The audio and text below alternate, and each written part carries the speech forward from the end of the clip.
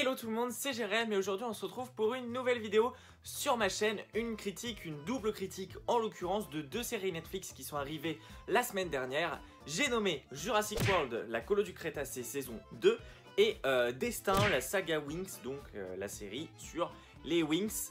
J'espère que cette vidéo va vous plaire, c'est parti! Alors pour débuter cette vidéo, je vais commencer par la série Jurassic World parce que je pense que c'est celle des deux où il y a le moins de choses à dire. C'est la saison 2 qui arrive 4-5 mois après la saison 1.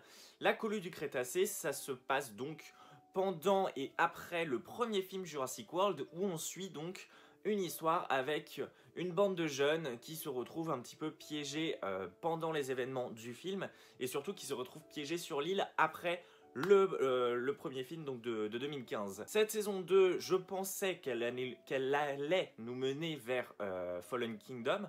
Or, là, on tombe sur quelque chose, je pars dans le principe où vous avez déjà vu la saison 1, donc je vais pas tout vous résumer. Bref, là, on est sur une histoire quand même assez filler dans le sens où il ne se passe pas grand chose dans la saison. Que ce soit niveau révélation, je vais y arriver, ou niveau action, on n'a pas énormément de choses à se mettre sous la dent. Donc pour ça, je reste un petit peu sur ma faim. C'est-à-dire qu'ici, on a une simple histoire de méchants qui arrivent sur l'île. Ils ont l'air gentils, en fait, c'est des connards. Et la bande de jeunes va essayer de mettre leur plan en faute, en fait.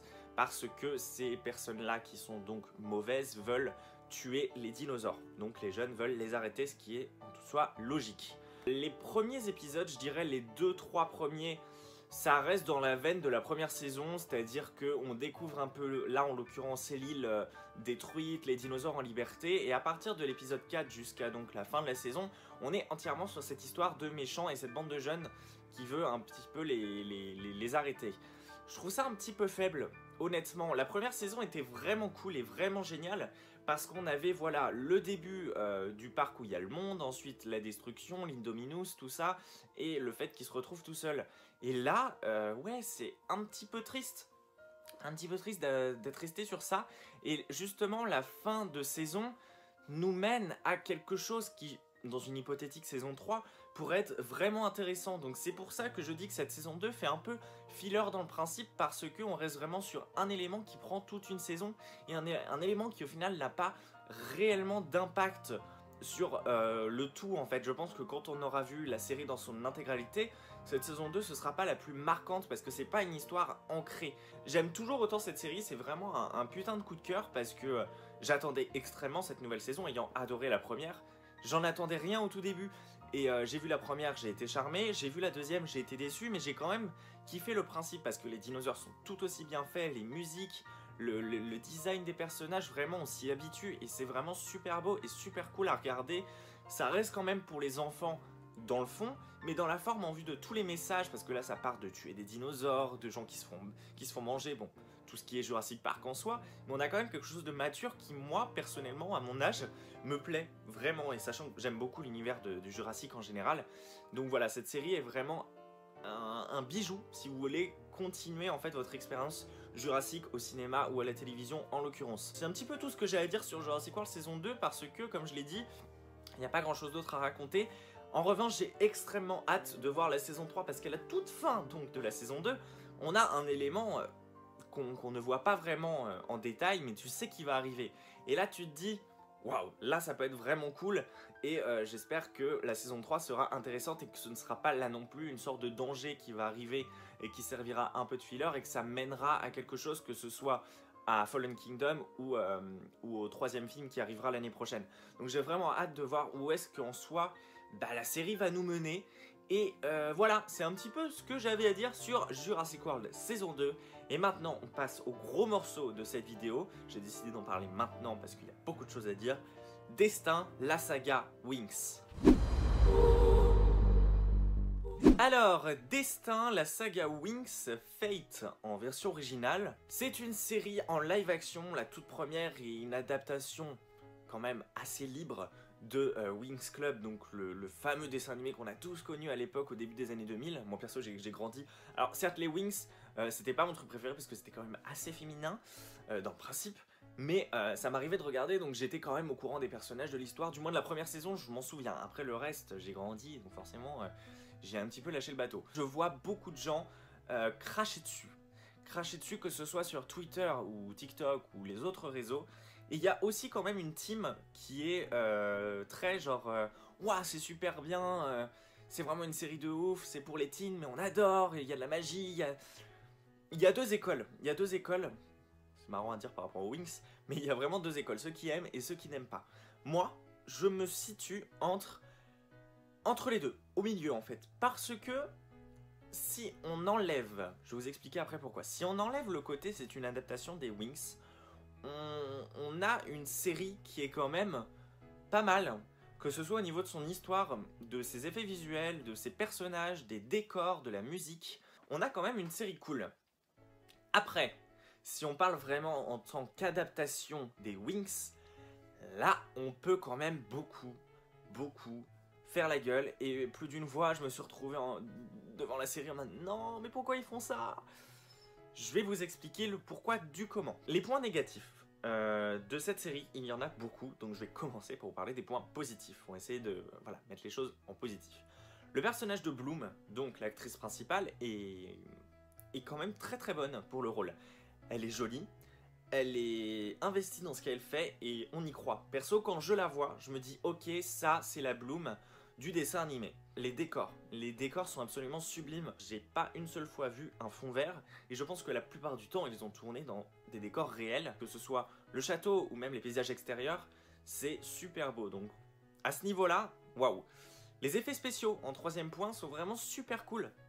Je pensais que ça allait être un truc kitsch à la Grimm ou à la Once Upon a Time, mais au final, ça passe. C'est vraiment assez joli. Quelquefois, ça peut paraître un petit peu dégueulasse, mais c'est vraiment rare. Donc là, on a quelque chose. Tu sens qu'ils ont eu de la thune quand même pour faire les effets spéciaux. J'ai envie de dire, heureusement.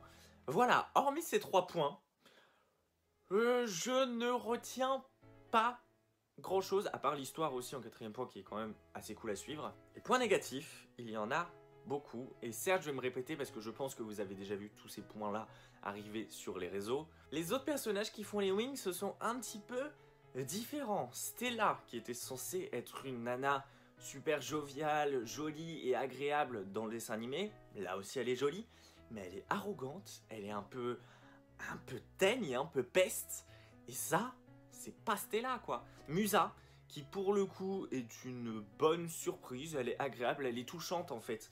Que ce soit au niveau de son pouvoir ou de son histoire personnelle, on a une meuf qui est quand même assez intéressante et voilà, elle est toute mignonne et personnellement je l'ai bien aimée.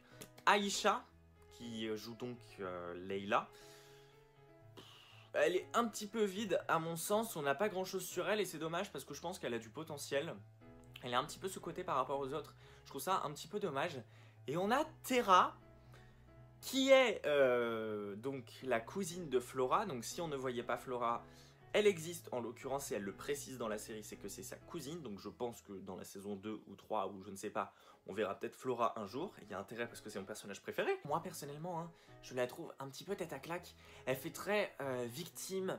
Alors certes, elle a une morphologie qui peut attirer les moqueries, donc c'est bien triste. Mais du coup, on joue vachement sur ce côté-là, donc on la rend assez susceptible. Donc c'est un petit peu usant, mais on essaye d'en faire une femme assumée, plus les épisodes vont. Donc on commence à s'attacher. Mais c'est celle quand même avec qui j'ai eu le moins d'affect, parce que elle est un petit peu tête à claque. Et je sais pas, même visuellement, j'arrive pas à me dire putain c'est une Wings. Non, je n'arrive pas. Bref, voilà en ce qui concerne les actrices. Je vais aussi parler donc de Béatrix. Et ça, j'ai mis du temps à comprendre. Au début, je pensais que les tricks, en l'occurrence, n'existaient pas dans cette série. Mais en fait, les 3 ont été fusionnés, je pense que c'est comme ça qu'ils nous l'expliquent, en une, donc Béatrix. Histoire de faire référence comme quoi il y a quand même une Trix. Donc on a Béatrix, que j'appelle un petit peu la Cheryl Blossom du pauvre, parce que c'est le même profil, c'est une méchante gentille. On sait pas trop pour l'instant, mais bon, c'est quand même la bad bitch un petit peu relou. Donc pour le coup, celle-là, je la trouve intéressante. Mais voilà, quoi, c'est pas une des tricks qu'on a connues dans le dessin animé. Genre, moi, je voulais une pétasse assumée. Et non, c'est pas ce qu'on a eu. Donc pour ça, gros mauvais point. Elle est intéressante, mais c'est pas les tricks qu'on connaît, quoi. Ensuite, au niveau des personnages masculins, je veux pas trop m'exprimer là-dessus parce que perso, je ne suis pas du tout arrivé à m'attacher à leurs histoires, à leurs personnages. À part le personnage de Dan, qui est intéressant, même si bon, il est gay et je vois pas trop l'intérêt d'inclure un gay dans l'histoire des Winx, à part pour plaire aux jeunes. Je ne sais pas, mais bon, c'est histoire d'en mettre un, je trouve ça un petit peu chiant, mais bon, je trouve qu'il est quand même un petit peu attachant. Mais voilà, contrairement aux autres qui font un petit peu kéké, voilà, on va rester là-dessus en ce qui concerne les personnages. L'histoire, de ce que je m'en souviens de la première saison de la série, ça reste quand même, dans certains points, la même chose. Voilà, Bloom qui arrive dans une école, bien trop rapidement à mon avis, parce que normalement, voilà, elle se fait emmener par Stella, par le pur des hasards, et elle découvre qu'elle est une fée, elle est pas au courant, bref. Donc, sur ce point-là, elle arrive à l'école direct, ok, pourquoi pas. Ensuite, elle fait connaissance donc avec les filles, et d'ailleurs, à aucun moment, elles ne vont s'appeler les Winx, je trouve ça assez triste quand même. C'est comme si, je sais pas, tu faisais un film sur les Totally Spies, et qu'à aucun moment, Jerry les appelle les Totally Spies.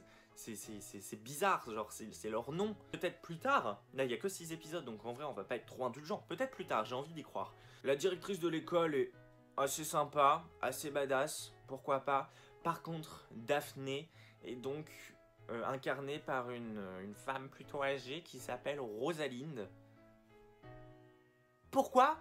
Je ne sais pas, et en plus, cette fille-là est assez particulière, je vais pas vous en dire plus, mais voilà, concrètement, à la fin de la saison, tu dis « Oh, elle nous a fait une ombrage dans Harry Potter, la connasse !» Les Winx n'ont pas d'elle.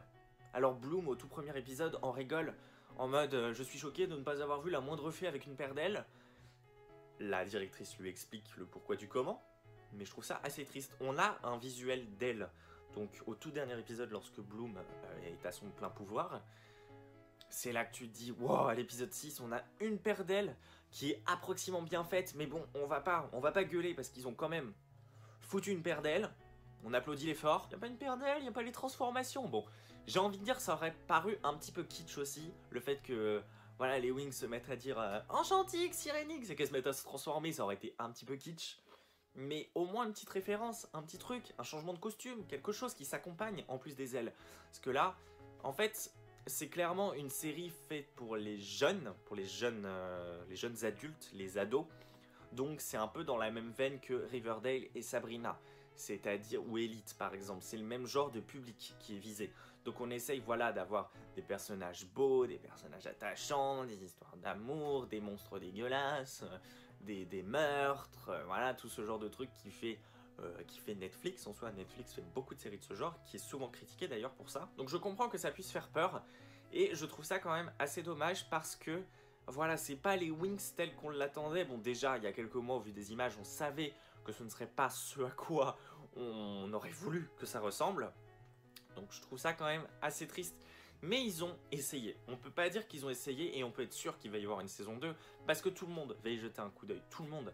Donc sur ce point-là, je sais pas, par contre, après la saison 2, si les gens continueront à rester, parce que voilà, on aura connu un petit peu le délire, et après, donc, ils vont enchaîner là-dessus. Donc ce sera seulement les fans de la série et plus les fans des Winx qui vont continuer, je pense. Moi, perso, je regarderai la saison 2 dans le sens où j'ai envie de me dire où est-ce qu'ils vont aller. Ils ont parlé du pouvoir de la flamme du dragon en tout dernier épisode, donc ça tu dis, ok, les Winx, là on est d'accord.